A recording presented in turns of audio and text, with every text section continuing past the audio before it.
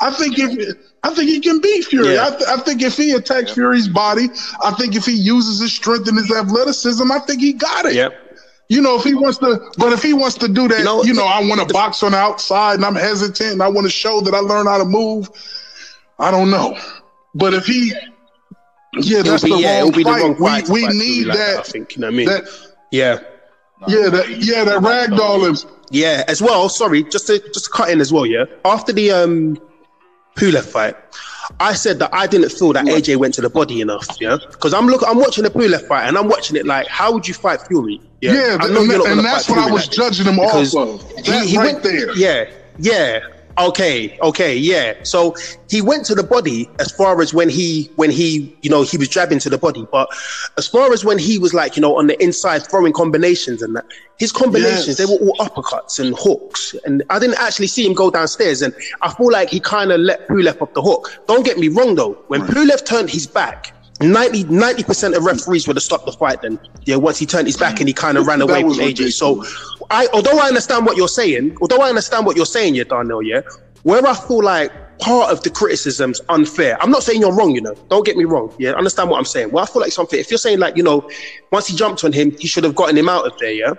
Well, technically speaking, Pulev turned his back. Most referees would have stopped it. And it wasn't like AJ took his foot off the gas when he had him in trouble. He kept on trying, but he just couldn't get him. And I feel like what he done was he didn't invest in the body enough in the combinations that he was throwing. Exactly. Yeah, the do you know what I'm saying? To the body was there I don't feel all day long. Yeah. Right hook to the body was there what I'm all saying? day long. Yeah, those are the things I want to see from him. Not this weird patience, but you picking your shots properly. Yeah. I can agree with that. I can actually agree with that.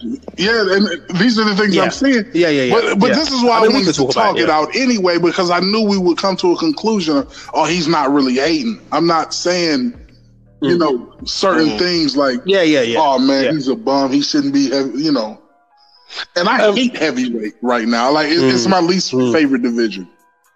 Okay. I don't. Okay. It is my least favorite division. I have to be honest. I boxed. I'm 6'7". I don't know if you guys. I know Lee knows that. So I boxed heavyweight. So I look for different things. Right. These are my guys. Like if I was still in shape and a young bull, this is how I would attack certain situations. Right. And I'm seeing, to me, things that you should be able to. Like these are rudimentary. Like, come on, man. Like. I'm not gonna lie. I'd like to see him go to the Detroit, the Detroit Crunk Gym. Mm-hmm. I think they'll get him together. Learn some. I think they'll get him graft. together. Yeah. Learn some graft, man. That's what Fury is. But he can't do that though because Fury's there. I think he would get him there. I think they would get him wherever he needed to go. Yeah, but Darnell. Mm-hmm. Yeah, that's where Fury is. They won't. I wonder if Floyd. I wonder if Fury's in the Crunk. Because Floyd was at his fight. Yeah, Floyd was there, and it looked as though he. Yeah, I said in my post fight analysis that I felt that there's a possibility in the style that he was trying to employ that he might have even had consultation with Floyd. I'm not gonna lie, I think Floyd was clout chasing a little bit for real. He's got his fight with Logan Paul coming up. Yeah, no, because he's got his fight with Logan Paul coming up. Hey, if it's gonna get him right for Fury, because listen, man, the way we do things over here. With the racism, we still rooting for AJ. You know what I'm saying? Okay. Like we don't want this skinhead to be heavyweight champion of the world by any means. Do you understand what it will do to this MAGA crowd over here, man? White Irish all over here. Same over here. Come on, man. They going crazy. They talking about him like he's Mr. Ali, and I'd be like, man, what is you talking? He looks like an ice deer. He looks as graceful as a deer on ice skates to me when he boxes. I cannot stand to watch him box. It's an eyesore. You know what it is? You know what it is, Darnell? Like, go on today. Fury, yeah. Initially, nobody rated him. No one rated him. Not at all. Yeah, for real. Yeah. He was just a big, tall, loudmouth with no skill, right? Mm-hmm. When he was, he had a couple of close decisions against a couple of just ordinary fighters, and then when he had the upcoming fight with Hay, everybody in the game was like, he's going to get killed. right?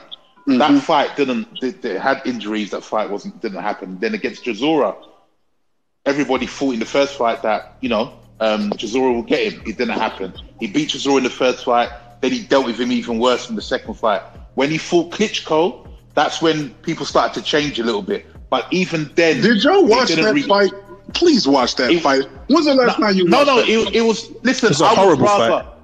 I would rather. It's a horrible fight to watch. I would rather jump off the Empire State Building and catch my eyelids on rusty nails.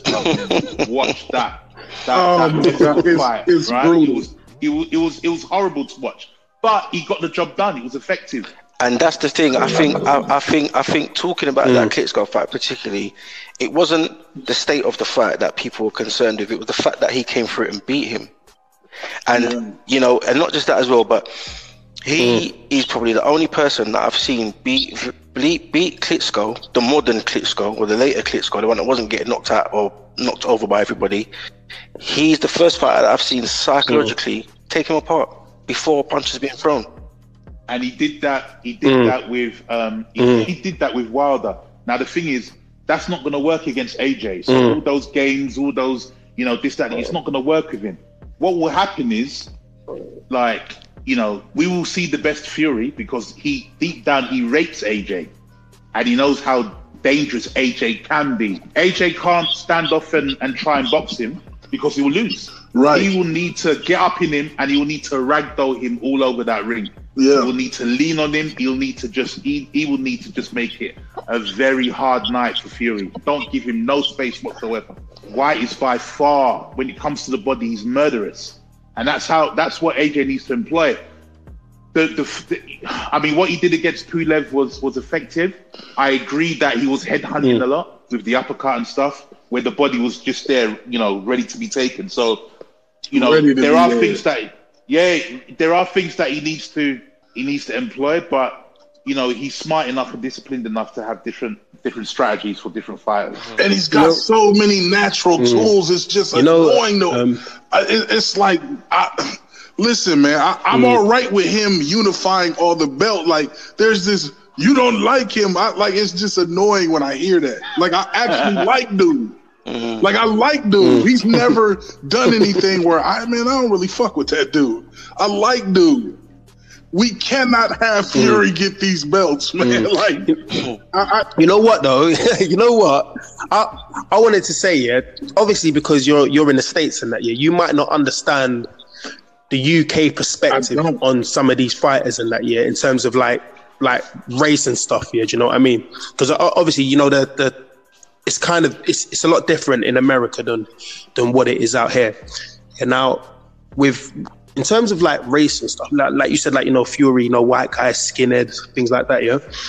Fury, he's a gypsy.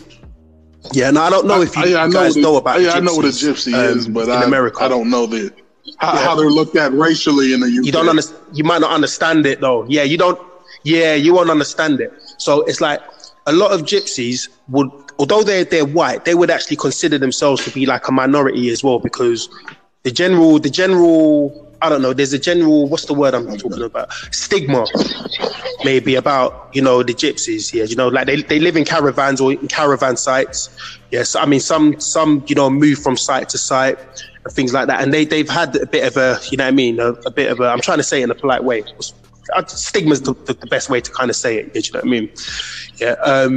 AJ, I know that in America, there were certain channels, within the boxing circles that tried to push that AJ was a coon and, he was, dictated to by the white man and all this kind of stuff. AJ was in the UK. Yeah, I've heard it. Deontay said that. I've heard it. Who said that? Deontay said that, yeah, but then other channels have said that. Whereas in the UK, what's happened with AJ is a lot of people kind of looked at AJ in the same sense as, the next Frank Bruno kind of thing. Yeah, do you know what I mean? And he was loved by everyone, really. The black audiences, or say, the ethnic minorities, whatever they want to call them. I don't know. White people generally just loved AJ. He just seemed like a nice guy. But then when the whole Black Lives Matter thing happened, and George Floyd, got killed by the police officer, AJ done a speech. He done a speech. I think the speech was in Watford. In that speech, he said something along the lines of basically invest into black businesses, spend the black pound. Yeah, and a lot of y'all's white people are amazing. Yeah, and they'll I like ours better. Right, yeah. So, and I'm gonna tell you why. The way they play this whole racism is this ping pong match that anybody can be racist. Yeah, it's like this hurts my feelings, so it's racist. Yeah, I be looking like, what is wrong with y'all, man? Racist. Yeah, like, is you dumb? Yeah, go on. Yeah, so hold on today. Sorry, let me just finish saying what I was saying. So now AJ's found himself in a space where they're like, oh, we shouldn't go to AJ's fights because Matchroom, that's a white person company, and he said, don't give them your money. So when he said them, he means white people. Mm-hmm. Eddie Hearn's white. I'm not giving Eddie Hearn my money. Like, they can't come with all these kind of like arguments or whatever. Yeah. So there is going to be a kind of racial element to AJ. The point is, there's going to be a racial element to AJ and Fury fighting. Those guys who have turned against AJ, based on his Black Lives Matter comments, they will be rooting for Fury. Those who align themselves with his comments and actually, understand it in the context that I understood it in, will align with AJ. But I don't think that the whole racial thing or the racist thing should be placed on the fighters. I don't think it is fair to accuse Fury of being a racist simply because he's white with a skinhead, and I don't think it's fair to with AJ either. It is purely the fans in that, and it's part of the fanfare. It's part of the thing that will make the fight a big fight because the country will be divided on it.